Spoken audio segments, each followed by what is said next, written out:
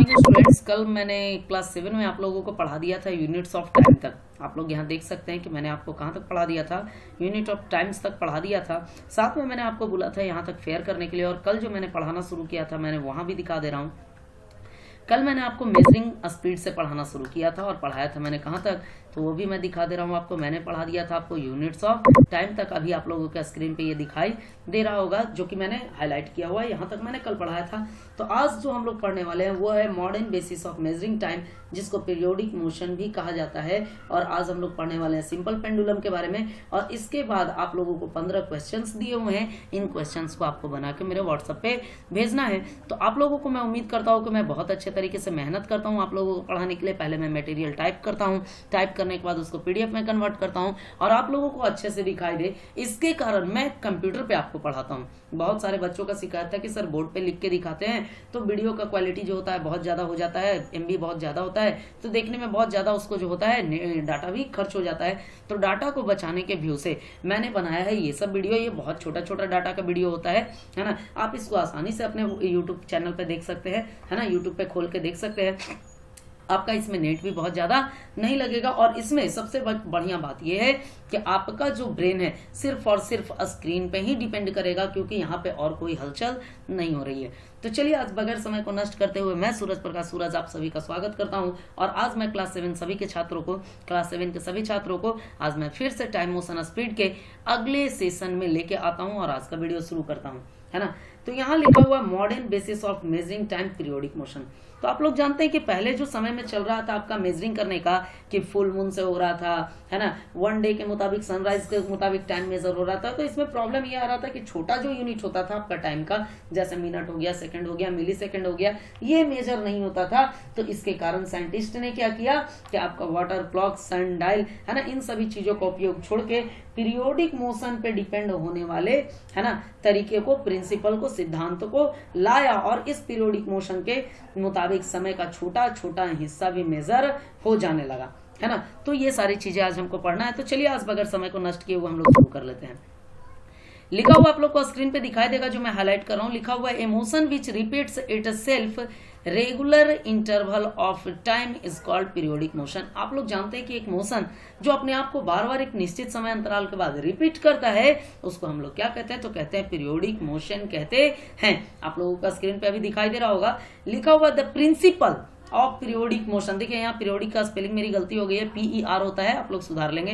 The principle of periodic motion is used for measuring of time, है ना। ये जो पीरियोडिक मोशन का सिद्धांत था, इसके मुताबिक आज का समय जो है धीरे धीरे क्या होने लगा, तो मेजर होने लगा। लिखा हुआ है clocks and watches are the most common time measuring devices used by us. आज जो है क्लॉक्स, है ना, जिसको हम लोग वॉल क्लॉक भी कहते हैं, है ना, वॉचेज जो हमको रिस्ट वॉचेज भी कहते हैं, इन सभी चीजों का इस्तेमाल जो आज हम लोग करते हैं, है ना, इससे छोटे छोटे समय अंतराल को भी हम मेजर कर सकते हैं। लिखा हुआ है clocks and watches which are used for measuring time are based on the principle of periodic motion. Clocks जो होते हैं, वॉचेज जो होते हैं, ये जो होते हैं आज के जमाने के लिए, है ना, पीरियोडिक मोशन पे डिपेंडेंट करके, मतलब पीरियोडिक मोशन के सिद्धांत को डालकर आज जो हम लोग समय को बहुत अच्छे तरीके से मेजर करते हैं। तो सबसे पहला इसके बारे में हमको पढ़ना है सिंपल पेंडुलम के बारे में। आप लोग के घर में आज भी पेंडुलम वॉच आप लोग देखे होंगे, है ना, जिसमें एक बॉब लटकता हुआ होता है और बॉब जो होता है झुलवा की तरह आगे पीछे होते रहता है, स्विंगिंग बैक एंड फोर्थ का रूल करते रहता है।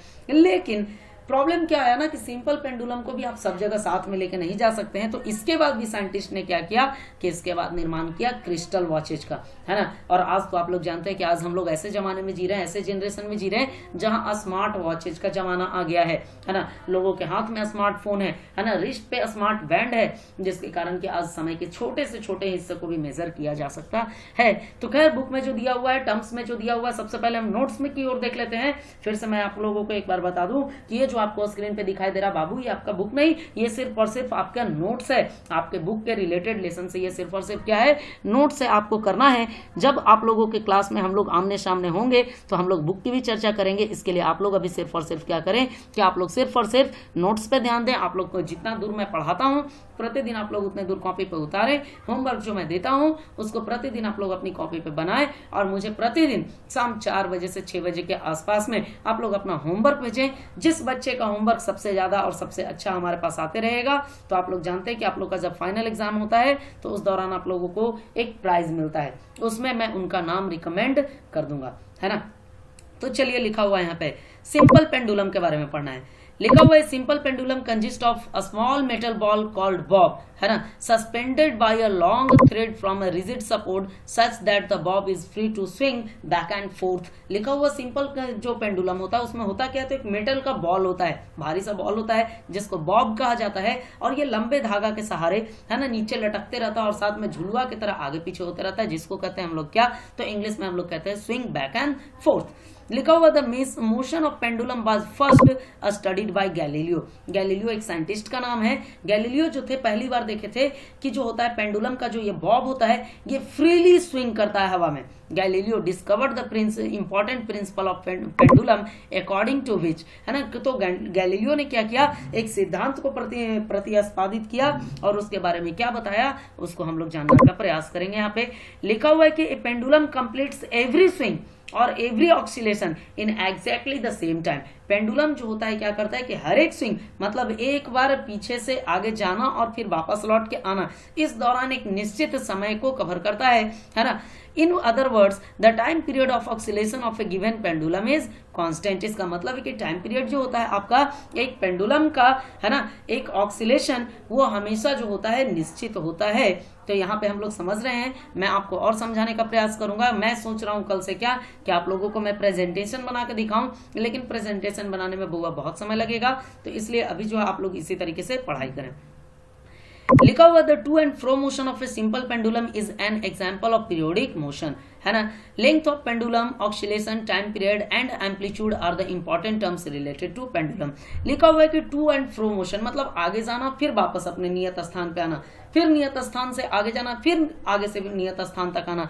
तो ये जो टू एंड फ्रो मोशन होता है पेंडुलम का, ये पीरियोडिक मोशन का एक सिंपल सा एग्जाम्पल है ना। Length of pendulum, oscillation, time period and amplitude, ये जो चार टर्म्स हैं ये बहुत ज्यादा आपके होते हैं पेंडुलम के लिए, बहुत ज्यादा इंपॉर्टेंट टर्म्स होते हैं। तो आइए हम पहले इन चारों टर्म्स के बारे में जान लेते हैं।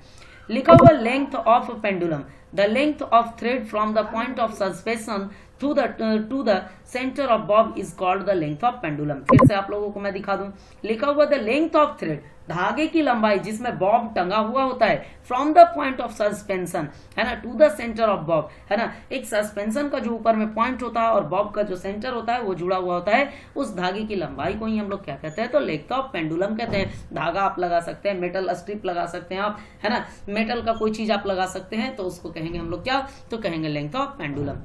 लिखा हुआ the time period of pendulum depends on its length. Time period जो पेंडुलम का होता है तो वो हमेशा निर्भर करता है पेंडुलम के लंबाई पे, लेंथ ऑफ पेंडुलम पे डिपेंड करता है। As the length of pendulum is increase, जैसे जैसे आपका लेंथ ऑफ पेंडुलम इंक्रीज करेगा, its time period also increases, इसका टाइम पीरियड भी क्या करेगा, इंक्रीज करेगा। The time period of a pendulum of given length is constant, है ना। टाइम पीरियड जो होता है एक पेंडुलम का और उसके लंबाई के अनुसार वो हमेशा क्या होता है, निश्चित होता है। इसीलिए कहा जाता है कि the time period of pendulum of given length is constant. चलिए अब आगे देख लेते हैं हम लोग ऑक्सीलेशन के बारे में। हम लोग अब किसके बारे में देख लेते हैं, ऑक्सीलेशन के बारे में देख लेते हैं। लिखा हुआ है कि one complete to and fro movement of the pendulum bob is called an oscillation. एक complete to and fro movement कहने का मतलब है कि बल्ब जो है आगे से पीछे गया और पीछे से फिर आगे आया, तो ये कहलाएगा one complete to and fro movement pendulum के बॉब का। तो इसी को क्या कहा जाता है, इसको कहा जाता है क्या, तो वन ऑक्सीलेशन भी कहा जाता है। लिखा हुआ one oscillation can be counted starting from one of the extreme position of the Bob from the mean position. ये जो वन ऑक्सीलेशन होता है ये काउंट कैसे किया जाता है, तो ये अपने एक मीन पोजीशन से एक्चुअल पोजीशन तक आता है और वापस जाता है, इसी को कहा जाता है one oscillation. For example the motion of pendulum of bob from the extreme position back to its real position is called one oscillation. उदाहरण के तौर पे हम भी ये भी कह सकते हैं कि पेंडुलम का जो बॉब होता है वो अपने मीन पोजीशन से एक्चुअल पोजीशन मतलब रियल पोजीशन तक, रियल पोजीशन से आगे की ओर गया और आगे से फिर से वापस जब लौट के आया रियल पोजीशन पे, तो इसको कहा जाता है वन ऑक्सीलेशन। अब जो है आपको टाइम पीरियड के बारे में देखना है। है ना। टाइम पीरियड क्या है इसके बारे में हम लोग स्टडी कर लेते हैं। लिखा हुआ time period, the time taken by pendulum bob to make one complete oscillation is called time period of the pendulum, है ना। पेंडुलम एक ऑक्सीलेशन को पूरा करने में जितना समय लेता है, फिर से आप लोग मेरी बातों को समझें, पेंडुलम एक ऑक्सीलेशन को पूरा करने में जितना समय लेता है उसी को कहा जाता है क्या, तो टाइम पीरियड ऑफ पेंडुलम कहा जाता है। The time period of pendulum of the given length is constant, है ना। किसी टाइम पीरियड जो होता है पेंडुलम का, वो जो होता है उसके लेंथ के मुताबिक फिक्स होता है ना। अगर लंबाई बढ़ेगा तो टाइम पीरियड भी बढ़ेगा, लंबाई घटेगा तो टाइम पीरियड भी क्या होगा, घटेगा। तो इसके बारे में आप जान गए। अब है एम्पलीट्यूड के बारे में आपको जानना। आप लोगों को स्क्रीन पे हाईलाइट करके मैं हमेशा दिखाते रहूंगा। मैं कोशिश करूंगा कि आपको एकदम क्लास वाला फील आए और मैं आपको फिजिक्स में फील ला दूंगा। अगर आपको फील आ जाएगा तो आप सीखना और देखना दोनों चीज आप शुरू कर देंगे। लिखा हुआ amplitude, as the pendulum oscillates और swings to and fro, pendulum जैसे ही ऑक्सीलेट करता है या टू और फ्रो करता है तो जो मैक्सिमम डिस्प्लेसमेंट होता है बॉब का, लिखा हुआ the maximum displacement of the Bob from its mean position on either side is called the amplitude of the pendulum। तो ये जो मैक्सिमम डिस्प्लेसमेंट क्रिएट करता है अपने रियल पोजीशन से नेक्स्ट पोजीशन के तक, उसी को क्या कहा जाता है, तो उसी को एम्पलीट्यूड कहा जाता है ना। कल मैं इसी टॉपिक को आपको एक प्रेजेंटेशन से दिखाऊंगा। आप लोग को प्रेजेंटेशन देख के आपको समझ में आएगा। मैं कोशिश करूंगा प्रेजेंटेशन आज तैयार कर लेने का, है ना। और अगर प्रेजेंटेशन वीडियो के फॉर्म में तैयार हो गया तो मैं आपको कल जरूर दिखाऊंगा। चलिए कोई बात नहीं। अब जो है ये रहा आज आपको पढ़ाया गया। आपको आज कहां से कहां तक पढ़ाया गया, तो आपको मॉडर्न बेसिस ऑफ टाइम से लेकर आज आपको पढ़ाया गया एम्पलीट्यूड तक। कहां तक पढ़ाया गया, तो एम्पलीट्यूड तक आप लोग देख सकते हैं। आप लोगों के स्क्रीन पे अभी हाईलाइट हो रखा है। अब आपको करना क्या है कि 15 क्वेश्चंस हैं आपको, जिसको बना के आज ही हमारे पास होमवर्क के फॉर्म में भेजना है। आज ही आपको क्या करना है, होमवर्क के फॉर्म में बना के भेजना है। आइए हम लोग सवाल एक एक करके समझ लेते हैं। लिखा हुआ answer these questions, very short answer type question, मतलब इन सभी सवालों का जवाब देना बहुत छोटे छोटे शब्दों में, है ना। बहुत छोटे छोटे आंसर को लिखना है। लिखा हुआ state the standard basic unit of speed. लिखा हुआ है कि एक स्टैंडर्ड यूनिट बताइए स्पीड का, तो हम लोग जानते हैं ये क्या होता है, तो ये होता है मीटर पर सेकंड होता है। अगला है name the unit which is used to express large speeds, एक ऐसा यूनिट बताइए जिससे कि हम बड़े बड़े स्पीड्स को, है ना, ज्यादा स्पीड में जो चल रहा होगा उसको एक्सप्रेस कर सकते हैं। तो उसके बारे में भी हम लोग जानते हैं क्या, किलोमीटर पर आवर। अगला सवाल है 3 नंबर कि name the physical quantity whose one of the units is metre per second, एक ऐसा फिजिकल क्वांटिटी का नाम बताइए जिसको हम लोग मेजर करते हैं मीटर पर सेकंड में। तो हम लोग इसका फिजिकल क्वांटिटी का नाम जानते हैं, वो है क्या, तो वो है स्पीड, है ना। इसके बाद है कि which unit of speed will you use to express the speed of an aeroplane, है ना। अब आप कौन से स्पीड का यूनिट लेकर एरोप्लेन के स्पीड को आप एक्सप्रेस कीजिएगा, तो क्लियरली हम जानते हैं कि एरोप्लेन बहुत तेज चलता है, जिसके कारण हम लोग इस्तेमाल कौन करेंगे, तो हम लोग करेंगे किलोमीटर पर आवर का इस्तेमाल करेंगे।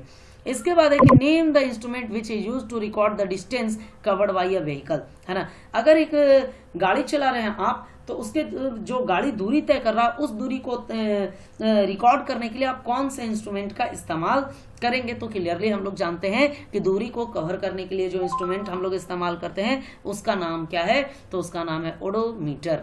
इसके बाद है name the instrument which is used to record to indicate the speed of running vehicle, है ना। एक ऐसा आप लोग इंस्ट्रूमेंट का नाम बताइए जिससे कि कोई व्हीकल चल रहा हो, है ना, तो उसको जो है हम लोग उसका स्पीड किस तरीके से हम लोग डिनोट कर सकते हैं, कौन से इंस्ट्रूमेंट से, तो उसका नाम जानते हैं आप लोग क्या, तो आप लोग जानते हैं क्या, तो स्पीडोमीटर, है ना। क्या होता है, स्पीडोमीटर होता है।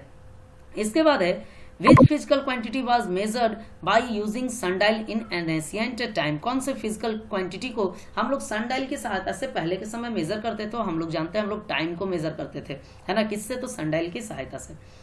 लिखा हुआ name the standard unit of time, standard unit बताना है टाइम का क्या होता है, तो टाइम का जो स्टैंडर्ड यूनिट होता है वो होता है सेकंड। अगला सवाल है कि name 3 units of time used in everyday life, हमको 3 यूनिट्स का नाम बताना है समय का जिसका हम लोग प्रतिदिन अपने जीवन में इस्तेमाल करते हैं। तो हम लोग करते हैं घंटा, मिनट और सेकंड का कहने का मतलब है आवर, मिनट एंड सेकंड।